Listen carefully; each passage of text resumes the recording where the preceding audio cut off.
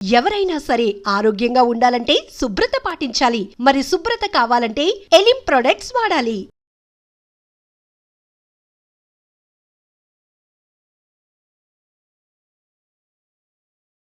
నమస్కారం, welcome to I dream. ధర్మ మార్గం విత్ విజిత కార్యక్రమానికి స్వాగతం. ప్రస్తుతం మనతో పాటు ఉన్నారు పిఠాపురం గురూజీ వింజమూరు గణేష్ శర్మ గారు. ఇప్పుడు గురువు గారితో మాట్లాడి మరిన్ని విషయాలు తెలుసుకుందాం. నమస్కారం గురువు గారు. నమస్కారం తల్లి. గురూజీ, సాధారణంగా ఇది ఇంతకుముందు ఎంతో మంది మాట్లాడే ఉంటారు, కానీ నాకు ఎందుకో మళ్ళీ తెలుసుకోవాలనిపించింది అది మీ ద్వారా. ఏంటంటే కంచి విషయానికి వస్తే బల్లికి సంబంధించిన దోషాలు ఏమైనా మనకు ఉంటే గనక అక్కడ బంగారు వెండి బల్లుని దర్శించుకొని తాకితే ఆ దోషాలన్నీ కూడా పోతాయని చెప్పి సాధారణంగా పెద్దవాళ్ళు చెప్తూ ఉంటారు. ఒకవేళ మనం వెళ్ళి దర్శించకపోయినా వెళ్ళి వచ్చిన వాళ్ళని మనం తాకినా నమస్కారం చేసుకున్నా కూడా ఆ దోషాలు పోతాయి అని చెప్పి, నిజంగా ఇది వాస్తవమా? అంటే ఇలాంటిది ఏదైనా ఒకటి చెప్పబడింది అంటే దాని వెనకాల ఆంతర్యం కూడా ఏదో ఒకటి ఉండే ఉంటుంది. అదేంటో వివరించండి. తప్పకుండా తల్లి, చాలా మంచి విషయం అడిగారు మీరు. ప్రధానంగా ఈ బల్లి అనేటటువంటి శాస్త్రానికి సంబంధించింది బల్లికి శాస్త్రం, తొండకి శాస్త్రం, పాముకి శాస్త్రం అని మీకు మీరే కొన్ని శాస్త్రాలను తయారు చేసేసి జనాల మీద బలవంతంగా రుద్దుతున్నారు అనేటటువంటి ఒక అపోహ జనాల్లో చాలా ఎక్కువగా ఉంది. అయితే బల్లి అనేటటువంటిది శాస్త్ర ప్రకారంగా చూసుకుంటే ఏ ప్రదేశాల్లో పడితే ఏ విధమైనటువంటి దోషం వస్తుంది అనేటటువంటిది వివరిస్తూనే దీంట్లో సైన్స్ పరంగా మనం తీసుకున్నట్లయితే బల్లికి అనేక రకాలైనటువంటి క్రిముల్ని దాన్ని తీసుకుని దాని స్వెట్ అంటే దాని యొక్క స్వేద గ్రంథుల నుంచి విడుదల చేసేటటువంటి దాని వలన కొన్ని రకాల ప్రమాదాలు జరుగుతాయి అని ఈ మధ్యన ఆధునిక సైన్స్ మనం చెప్పుకునేటటువంటి దాంట్లో నిరూపితం అవుతుంది. అంతే కదా? అవునండి. అయితే సైన్స్ డెవలప్ అవ్వక ముందే దానికన్నా బాగా విశేషమైనటువంటి విధంగా మన ఋషులు ఈ సాంప్రదాయాల ద్వారా మన ఆరోగ్య సూత్రాలను కాపాడడానికి ఈ శాస్త్రాలను పెట్టారు. అయితే కాంచీపురానికి బల్లికి ఈ బల్లి పడడానికి సంబంధం ఏంటంటే, ఒక ప్రదేశానికి వెడితే మనకి ఆ ప్రదేశంలో ఉండేటటువంటి వాతావరణంలో కొన్ని రకాలైనటువంటి మూలికల వలన మన శరీరం శుద్ధి అవుతుంది. ఈ మధ్యకాలంలో అగ్నికి సంబంధించినటువంటి సంస్కారాలు అంటే నిప్పు వెలిగించి దాని ద్వారా ఫైర్ థెరపీ, గాలికి సంబంధించి ఎయిర్ థెరపీ, పొగకి సంబంధించి ధూప్ థెరపీ, ఇలా థెరపీలు అనేటటువంటి వచ్చాయి. అలాగా కృతయుగానికి సంబంధించినటువంటి విధానంలో వరదరాజస్వామికి సంబంధించినటువంటి క్షేత్రం. ఏ కథైనా కంచికి వెళ్ళిందంటాడు. అవును, వరదరాజుడు అనేటటువంటి స్వామి అంత విశేషమైనటువంటిది, ఆ వాతావరణం అంత గొప్పది. ఎటువంటి దోషాన్నైనా సరే తీయగలిగినటువంటి శక్తి ఆ ప్రదేశానికి మాత్రమే ఉంది. ఇప్పుడు ఈ మధ్యకాలంలో మనకు తెలుసున్నంత వరకు కరోనా వైరస్ వచ్చింది. ఈ కరోనా వైరస్ వలన, ఒక వైరస్ వల్ల ఆ వాతావరణం శుద్ధి చేయడానికి ఏం చేయాలి అని తపన పడుతుంటే ప్రతివారు ఏం చేశారు, ఆవు పిడకలు ధూపం చేసుకుని ఇల్లంతా వేసుకున్నారు. దీనివలన ఆ కరోనాకి సంబంధించినటువంటి ప్రభావం తగ్గుతోంది అని నిరూపించుకున్నారు. నిరూపణగా మనకి బయటకు వచ్చింది. అలాగా ఈ బల్లి పడినటువంటి దాని వలన వచ్చేటటువంటి దుష్ప్రభావాలు ఆ ప్రదేశానికి వెళ్ళి అక్కడ ఉండేటటువంటి ప్రదేశాన్ని తాకడం వలన మన శరీరంలో ఉండేటటువంటి మలినం పోతుంది.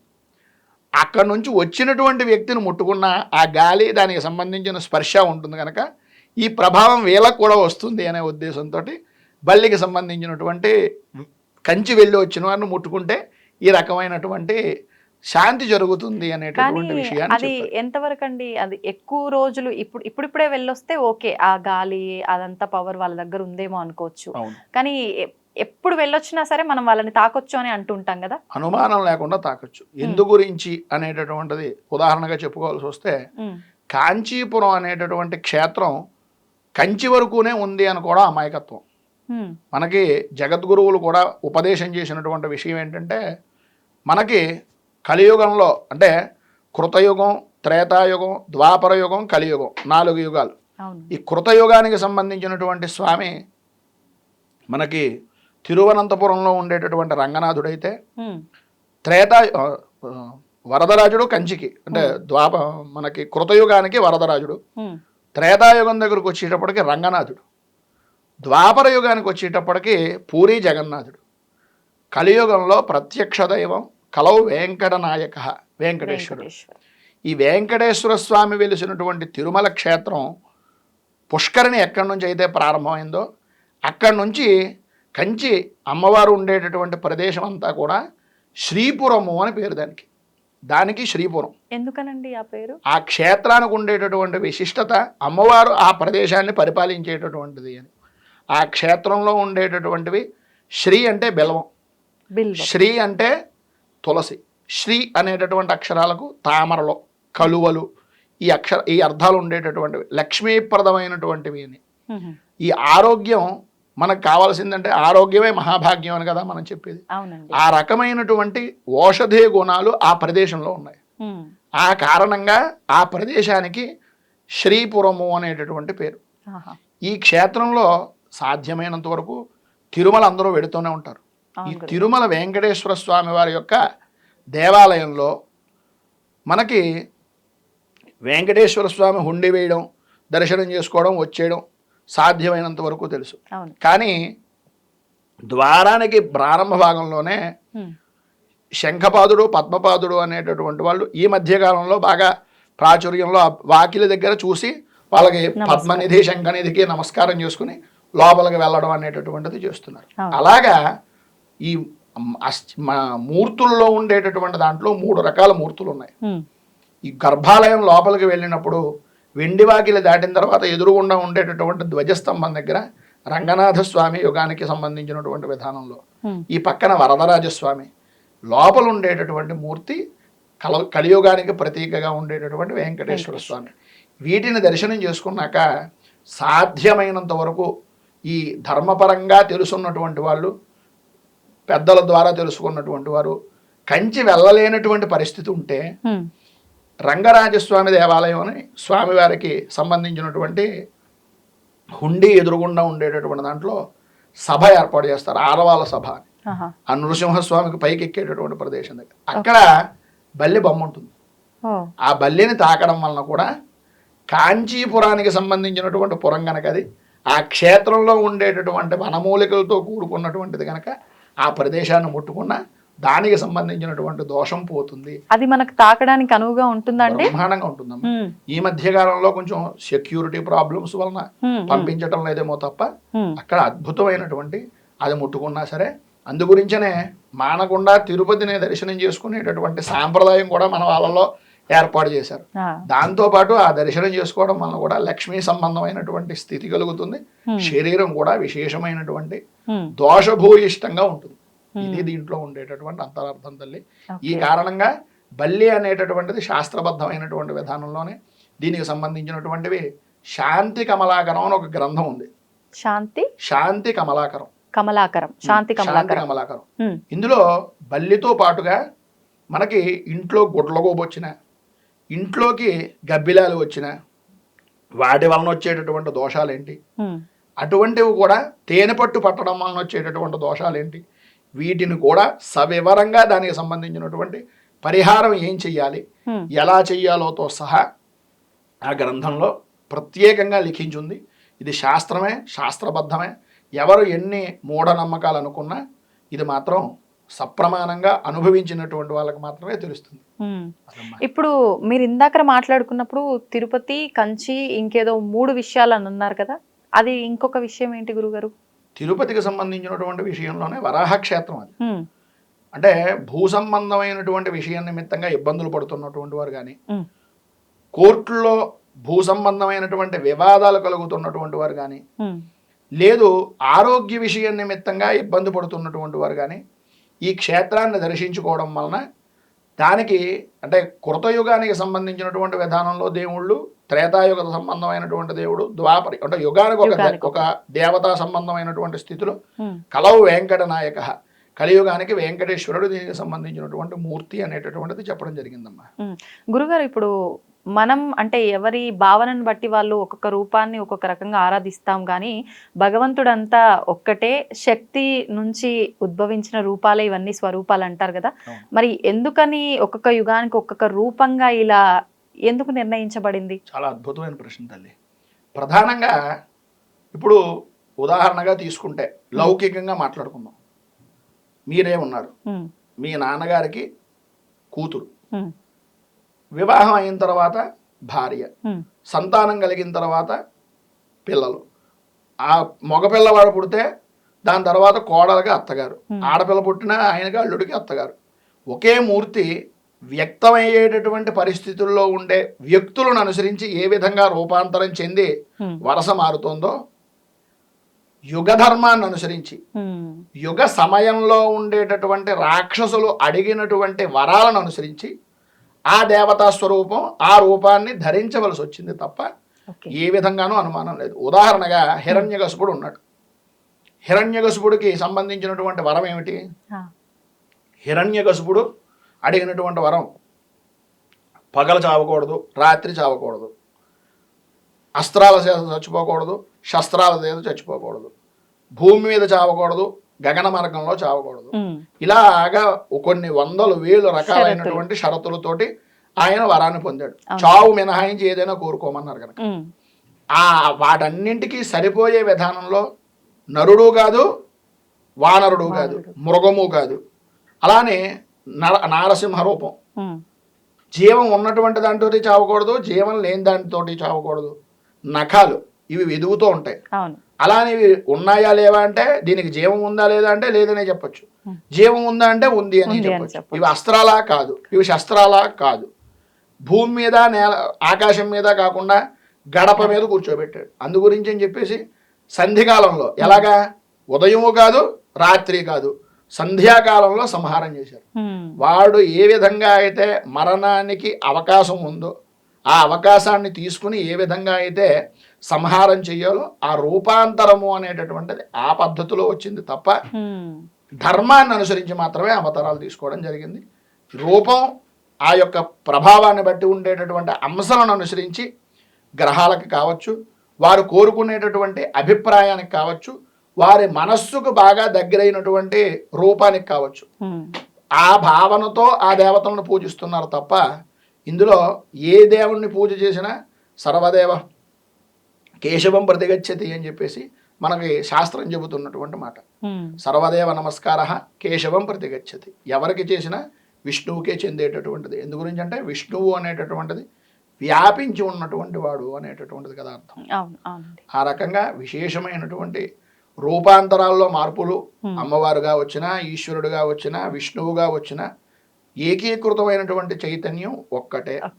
ఆ ఒక్కటే ఆ భావనలో ఉంటే కనుక అద్భుతమైనటువంటి ఫలితం వస్తుంది. ఇప్పుడు అంటే ఒక్కొక్క రూపము ఎలా అయితే ఒక్కొక్క అభిప్రాయాన్ని బట్టి ఆ కోరికని బట్టి మనం ఎలా భావిస్తున్నామో ఎలా ఆరాధిస్తున్నామో, ఇప్పుడు వెంకటేశ్వర స్వామి అంటే ఒక మాసం ప్రత్యేకము, శివుడు అంటే ఒక మాసం ప్రత్యేకము, అలా నిర్ణయించబడింది ఒక నిర్దిష్టమైన కాల పరిమితి అనేది. ఇప్పుడు ఎలాగో విష్ణుమూర్తి అని అంటే శ్రావణ మాసంలో లక్ష్మీ అమ్మవారిని స్వామివారిని ఇద్దరిని ఆరాధించే మాసం. ఈ మాసానికి రిలేటెడ్గా స్వామివారి ఆరాధన గురించి ఏమన్నా చెప్పండి. అద్భుతం అమ్మా. ఇప్పుడు శ్రావణ మాసంలో కృష్ణుడు పుట్టాడు. పుట్టినటువంటి మాసం శ్రీకృష్ణుడు పుట్టినటువంటిది కృష్ణాష్టమి అనేటటువంటిది శ్రావణ బహుళ అష్టమి అని చేస్తున్నాం. అవును. అయితే ఈ అష్టమి తిథి నాడే స్వామి పుట్టడానికి కారణం స్వామి శ్రావణ మాసాన్నే ఎంచుకోవడం అనేటటువంటి దాంట్లో అంతరార్థం ఉందా అంటే వేదం చెప్పింది దీనికి. ఏంటంటే నభోమాసము అని శ్రావణ మాసానికి పేరు. ఈ నభోమాసం విష్ణువు అధిపతి. ఇందులో ఇంకో విశేషం ఏంటయ్యా అంటే మనకి మాసాలు అనేటటువంటివి మీరు ఇందాక చెప్పినట్లుగా ఒక్కొక్క మాసానికి ఒక్కొక్క దేవతను పూజిస్తున్నాము అన్నారు. కానీ చిత్రం ఏంటంటే జనవరి, ఫిబ్రవరి, మార్చి అనే నెలలో ఏ విధంగా ఏర్పడాయి అనేటటువంటి దానికి ఒక ఆధారం ఏమైనా ఉందా అంటే ఎవరి దగ్గర ఆధారాలు సరైన విధానంలో ఉండవు. అవునండి. కానీ మన శాస్త్రం మాసాన్ని నిర్ణయించినప్పుడు ఇది చైత్ర మాసము అని పేరు పెడితే చిత్తా నక్షత్రంతో పౌర్ణమి కుదిరితేనే అది చైత్ర మాసం అవుతుంది. విశాఖ నక్షత్రంతో పౌర్ణమి ఉంటేనే అది వైశాఖ మాసం అవుతుంది. జ్యేష్ఠ నక్షత్రంతో పౌర్ణమి ఉంటేనే అది జ్యేష్ఠ మాసం అవుతుంది. పూర్వాషాఢ, ఉత్తరాషాఢ నక్షత్రాలతో పౌర్ణమి ఉంటేనే అది ఆషాఢ మాసం అవుతుంది. అలాగా ఈ శ్రవణ నక్షత్రంతో పౌర్ణమి ఉంది కనుక ఇది శ్రావణ మాసం. ఈ శ్రవణ నక్షత్రం అనేటటువంటిది ఎంత గొప్పదయ్యా అంటే సంక్రమణాల్లో ప్రతి నెల రవి మారేటటువంటి స్థితి 12 మాసాల్లో 12 రకాలుగా తిరుగుతున్నప్పుడు మకరానికి వచ్చేటప్పటికి సూర్యుడిని మకర సంక్రాంతి అని ప్రత్యేకంగా పూజిస్తాం. అవును. అది ఎంత గొప్పదో మాసాలన్నింటిలోకి నభో మాసంలో శ్రవణ నక్షత్రంతో కూడుకున్న పౌర్ణమి అంత గొప్పది అని. అయితే ఈ విష్ణు ఆధిపత్యం ఉన్నటువంటి దాంట్లో మిగిలినటువంటి రోజుల్లో కాకుండా అష్టమి నాడే ఎందుకు పుట్టాడు అనేటటువంటిది మనం తీసుకున్నట్లయితే నక్షత్రాన్ని 5 భాగాలు చేశారు. నక్షత్ర విధానాన్ని అంటే తిథులు ప్రధానంగా చెప్పుకుంటే 4 భాగాలుగా నక్షత్రాన్ని తీసుకుంటే 5 భాగాలుగా తిథులను తీశారు. నంద, భద్ర, జయ, రిక్త, పూర్ణ అని 5 రకాల తిథులు ఉంటాయి. నంద తిథులలో గనక మనం ఏ పని చేసినా అనర్థాలు దారి తీస్తుంది అని, భద్ర తిథుల యందు బంధనం కలుగుతుంది అని, రిక్త తిథులలో చేసేటటువంటిది మరణాన్ని శాసిస్తుంది అని, అలాగే పూర్ణ జయలు అనేటటువంటి దాంట్లో పూర్ణత్వము జయత్వము కలుగుతుంది అని. వీటిల్లో భాగం చేసుకునేటటువంటి దాంట్లో ప్రధానంగా పంచమి తిథి అనేటటువంటిది పూర్ణతిథి, తదియ తిథి అనేటటువంటిది జయతిథి, అలాగా అష్టమి అనేటటువంటిది జయతిథి. ఈ అష్టమి అనేటటువంటిది కష్టాలతో ఉండే బాధపడుతున్నటువంటి వారికి ప్రధానంగా మంత్రశాస్త్రంలో చెప్పేటటువంటిది ఏంటంటే అష్టమి నాడు అమ్మవారిని కానీ అష్టమి నాడు కృష్ణుడిని కానీ ఆరాధన చేస్తే విశేషమైనటువంటి శుభ ఫలితాలు ఇస్తారు అని మంత్రశాస్త్రాలు చెప్తున్నాయి. అంతేకాదు మనకి కృష్ణుణ్ణి ప్రధానంగా చెప్పుకోవాల్సి వస్తే దుర్గా స్వరూపం కింద చెప్తారు. అమ్మవారి స్వరూపం. శ్రీరామచంద్రమూర్తి లలితా స్వరూపం అంటారు. అంటే రూపాంతరాల్లో అమ్మవారికి సంబంధించినటువంటి అవతారాల కింద తీసుకుంటే లలితా స్వరూపమే శ్రీరామచంద్రమూర్తి, దుర్గా స్వరూపం ఏదైతే ఉందో అది కృష్ణ స్వరూపం. అది జయాన్ని కలగజేస్తుంది, దుష్ట సంహారానికి దుర్గా అని చెప్పేసి. అష్టమి అనేటటువంటిది దుర్గా సంబంధమైనటువంటి స్వరూపం గనక కృష్ణుడు కూడా ఆ అంశతో ఉండేటటువంటి వ్యక్తి గనక అష్టమ గర్భంలో అష్టమి రోజున అర్ధరాత్రి పుట్టాడు స్వామివారు. ఈ అర్ధరాత్రి అనేటటువంటిది ఏంటయ్యా అంటే నిష అని దీని పేరు.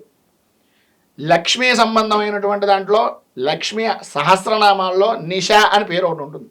నిషాయై నమః ఆవిడ పేరు.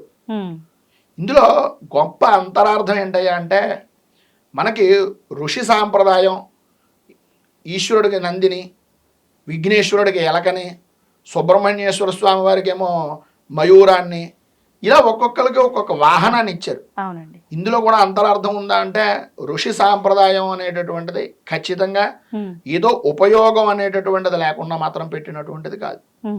నిష అనేటటువంటి పేరుకి అనుసంధానంగా ఉండేటటువంటిది గొడ్లగోబ. అందుకనే లక్ష్మీ వాహనం కింద గొడ్లగోబని చూపిస్తారు.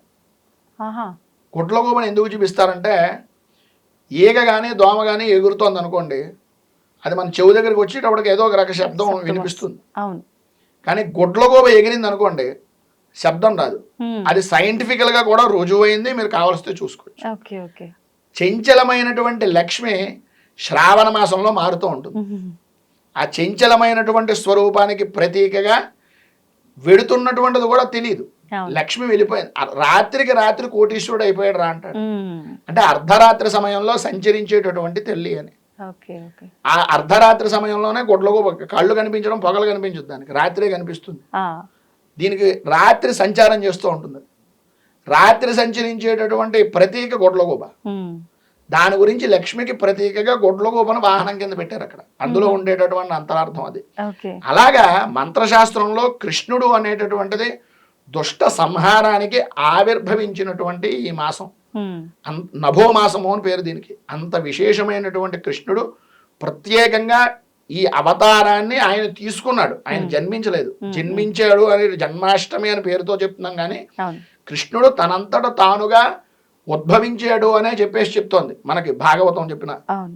ఈ భాగవతంలో కూడా వసుదేవుడికి సంబంధించినటువంటిది, దేవకి సంబంధించినటువంటిది నొప్పులు మాత్రమే వచ్చేటప్పటికీ విష్ణువు నేను అంశగా ఆవిర్భవించాను అని తనకు తాను ప్రతీకగా చూపించుకున్నాడు తప్ప పుట్టినట్లుగా అక్కడక్కడ ఆధారాలు ఏం లేవు.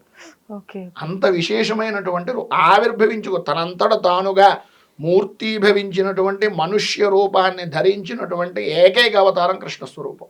అంత గొప్పది కృష్ణుడు. ఇప్పుడు ఈ అంటే దేవతలకి పుట్టుక మరణము ఇలాంటివే లేనప్పుడు ఈ నక్షత్రము పుట్టిన నక్షత్రం స్వామివారి నక్షత్రం ఇది ఇలా అని చెప్పి చెప్తూ ఉంటారు కదా గురుగారు, అది ఎలా వచ్చింది? ఇప్పుడు మీరు ఇందాక అడిగినటువంటి దాంట్లోనే మనకి సమాధానం కింద తీసుకుంటే, మన వారం ఏర్పడడానికి, మనకి నక్షత్రాలు ఏర్పడడానికి సంధి ఏ విధంగా అయితే ఇందాక శ్రావణ మాసంలో అర్ధరాత్రి సమయంలో అష్టమి నాడు పుట్టాడు అని చెప్పారు. అవును. శ్రవణ నక్షత్రం దగ్గర నుంచి 8వ నక్షత్రం లెక్క పెట్టండి. ధనిష్ట, శతభిషం, పూర్వభద్ర, ఉత్తరభద్ర, రేవతి, అశ్విని, భరణి, కృత్తిక, రోహిణి. 9వది రోహిణి నక్షత్రం. అర్ధరాత్రి సమయంలో పుట్టాడు. శ్రవణ నక్షత్రం నుంచి ఎగుడు దిగుడులో తిథులు ఉంటే 8వ రోజు కింద వచ్చేటటువంటి నక్షత్రం ఏంటి? ఇప్పుడు రోహిణి నక్షత్రం. అంతే. ఆ రోజున ఆ నక్షత్రం ఉంది కనుక ఆ రోహిణి నక్షత్రంతో ఆవిర్భవించాడు అని చెప్పేసి చెప్తున్నారు. ఇందు గురించని చంద్రుడు దానికి అధిపతి. చంద్రుడు మనఃకారకుడు. మనస్సుకు సంబంధించినటువంటి బాధను తొలగించాలి అంటే మనస్సుకు అధిపతి అయినటువంటి గ్రహం చంద్రుడు. బాధ అనేటటువంటిది మనస్సుకు కలుగుతుంది కనుక ఆ మనస్సులో ఉండేటటువంటి బాధను తీర్చే శక్తి చంద్రాంశతో ఉండేటటువంటి మనస్సు ఉండేటటువంటి వాడికి మాత్రమే దొరుకుతుంది కనుక పాలల్లాంటి స్వచ్ఛమైనటువంటి మనస్సుకు ప్రతీకగా కృష్ణుడు ఆ సమయంలో ఆవిర్భవించాడు. ఇది దీంట్లో ఉన్నటువంటి అంతరార్థం. ఓకే, అది తల్లి. ధన్యవాదాలు గురుగారు, మంచి విషయాలు తెలియజేశారు. చాలా సంతోషం.